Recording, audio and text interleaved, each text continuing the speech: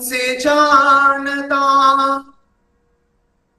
देवा भागं यथा पूर्वे संजनाना उपासते समानो मंत्र समिति समानी समानं मनः सह चित्तमेषाम् समानं मंत्र अभिमन्त्रयेव समाने नवो अविशाजुः.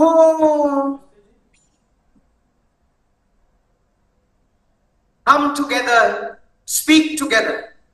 Let our minds be all of one accord, just as our ancient rishis relegated their duties in such unity. Let our speech be one, united be our voices. May our minds be in union with our thoughts of the wise, sharing a common purpose. May we unite as one. This concluding dictum from the Rig Veda, Mandala 10, Sukta 191, Mantras 1 to 2, declares a unity of humanity beyond all forms of diversity, without a hint of division or discrimination, but rather a harmony of spirit and thought into a coexistence of a single human race.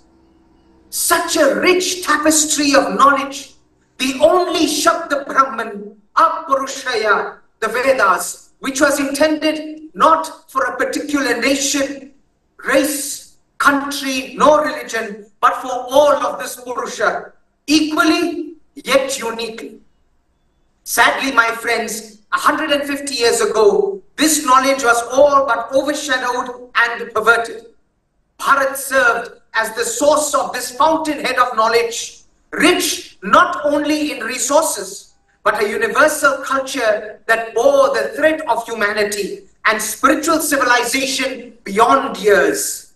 However, onslaught after onslaught, the Bharat of the 18th and 19th centuries was at the lowest ebb of human action, spirituality, and cultural and national identity.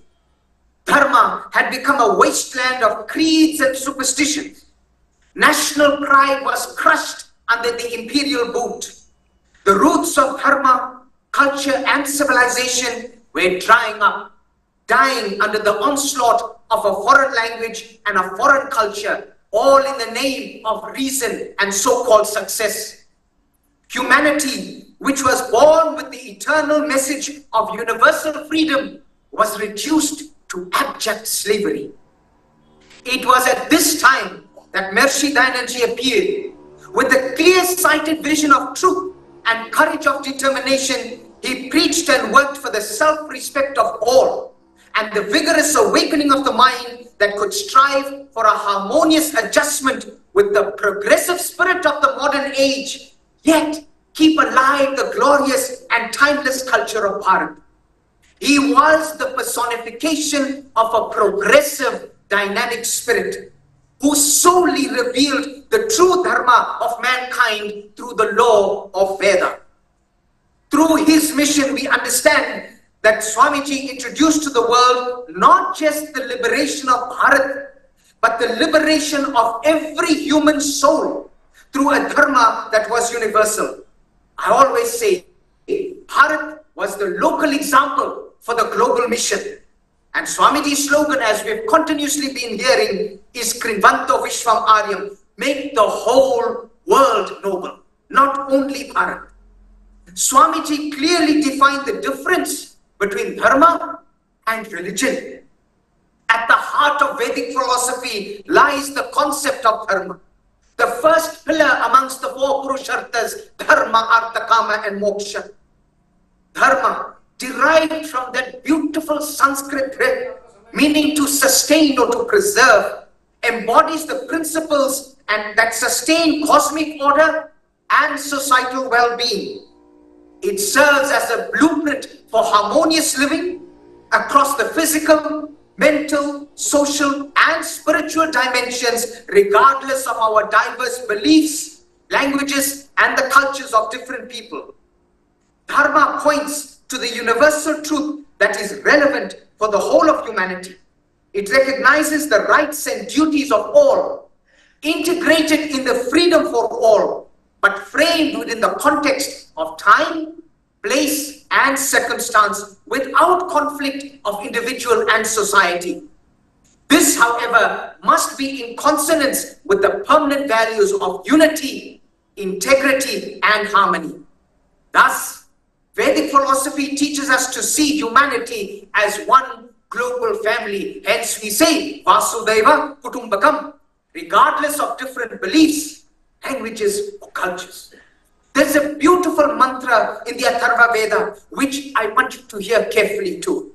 Janagum bhiprati bahuda vivachasam, nana dharmanam prithvi yataukasam, sahasram dhara dravinasya meduham, druveva dhenur anapaspuranti, which means bearing and sustaining many people, speaking many different languages, and observing different forms of dharma and karma in life, in conduct, and in profession, in many different ways, is just like a family living under the same one home, under the same one roof. Thus, may our Mother Earth, constant, firm, and undisturbed, bless us all equally with streams of wealth, spiritual and material, like the mother cow profusely giving streams of milk steadily, continuously, and patiently. Dharma is the basic framework that suggests how we must conduct our actions, because if we do the right thing on an individual level, everything that surrounds us would be positively impacted by it, creating the harmony that we aspire to. All creatures on this planet abide by the laws of nature. It is only us as human beings who are seen that are hanging between free will and determinism. We have been provided with the special ability to exercise our full power of our inner free will. But it's up to each and every one of us whether we want to use our free will for vice or virtue. Therefore, in order to cultivate a life marked by joy, by purpose, and sustainability, not only for ourselves, but for the prosperity of future generations, it is imperative that we integrate the principles of Dharma, not just through recitation, but through action, through every thought, word, and deed. Dharma is a way of life. The focus is on developing the basic human virtues like compassion, honesty, gratitude, non-violence, etc. Patanjali's Yoga Sutras gives us the Das Yam and Niyam. The yams and niyams are spoken of as the moral codes or right ways of living, and ideally form the foundation of our whole practice. And honoring these ethics as we progress along the path of righteousness and life means that we are being mindful of every action that we take, cultivating a more present and aware state of being. Ahimsa, Satya, Ashtaya, Brahmacharya, Aparigraha, Socha, Santosha, Tapas, Swadhyaya, and Ishvara Pranidhana. For Swami Dayanandji, his vision was how one should live and follow one's own spiritual path based on universal and positive values. For the Arya Samaj, he gave us our own 10 principles, which are righteous, rational, and universal for any religion, individual, community, company, or organization. Dharma is all about picking up the right human values, and as I said, putting them into practice, keeping in mind the theory and the concept and the reality of karma, action and reaction, doing good deeds and receiving good, positive results, or the bad deeds yielding our negative results. The universalism of Vedic philosophy allows for full freedom of choice to evolve into a better human being, and there is no compulsion of any kind. There is no need to declare belief in something or in someone, but rather Veda says that there is only one true belief, that is the belief in humanity through the principles of the Veda. The difference, my friends, between the believer and the non-believer is only difference in words. Nature is one, knowledge is one, And the matter of the language, culture, tradition, or race is irrelevant. God and Veda are beyond these diversities. Diversities, sadly, through which we cause so much division and hate in the name of that very Veda and God. Diversity is natural, but unity is divine. Veda asserts the unity of humanity, and this is our identity. Manur Bhavajanaya Devyam Janam, O man, be human and create a society of divine enlightened beings. For creating such a divine society, the first condition is for us to realize our humanness and grow to become human. A hero warrior that is freeing ourselves of all our weaknesses and shortcomings. In such a world of unity, humanity, and familial fraternity, with all our personal, professional, and cultural diversities, we must never forget that one is for all, and all is for one. We are because I am because we are. For creating this, we have to do it together. This is where religion permanently imprisons its believers within the narrow and rigid boundaries of just one book, with no freedom of human inquiry. This is the biggest difference between foreign religions and the Bharat Dharma-based system of living. One has the ability to bind, but the other has the ability to liberate. When the followers of different religions first came to Bharat, they got accepted as any other human being. But their faith came in the way of mingling freely with the benevolent hosts. And for the hosts, it was very strange to discover their unusual attachment to faith identity and the associated negative bias based on it. Today we see that in the name of religion, it has caused more war, more division, more hatred and violence in the race to define a narrow sense of identity in the guise of God, realization, and salvation.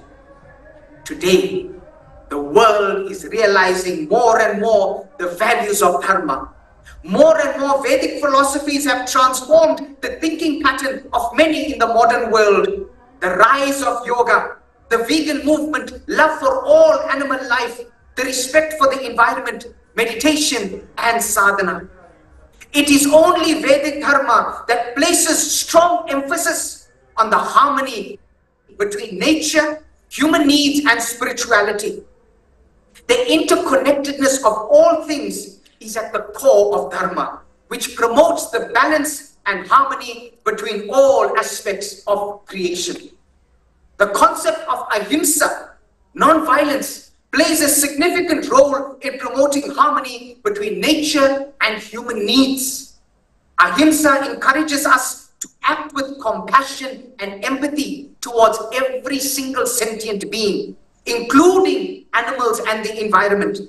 By treating nature with respect and reverence, we can achieve a better balance between our needs and those of the natural world. Vedic philosophy promotes harmony through the reverence of the natural phenomena. By honoring devatas such as the sun, moon, rivers, and other natural elements, we acknowledge our interconnectedness of humans and nature.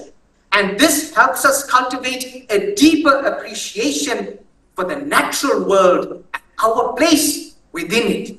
There's the beautiful bhajan which goes, Nadiyan piya kabhi apna jal, vriksha na khaye kabhi apna phal, apne tan ko, man ko, dhan ko, dharma ko de dhan re, wo sacha insan re. It says what? Rivers never drink their own water. The trees do not eat of their own fruit. But one who dedicates their body, mind, and wealth to Dharma, such a person is ideal. Like this too, the sun shines its light, warmth, and energy to all without discrimination, without hesitation, without taking a vacation. How much more apt than seeing such selfless harmony in nature? This is the message of our Vedas through Dharma.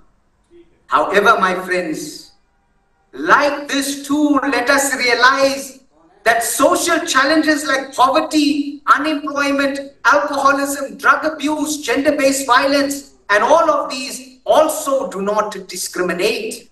And as such, only by working and fighting together,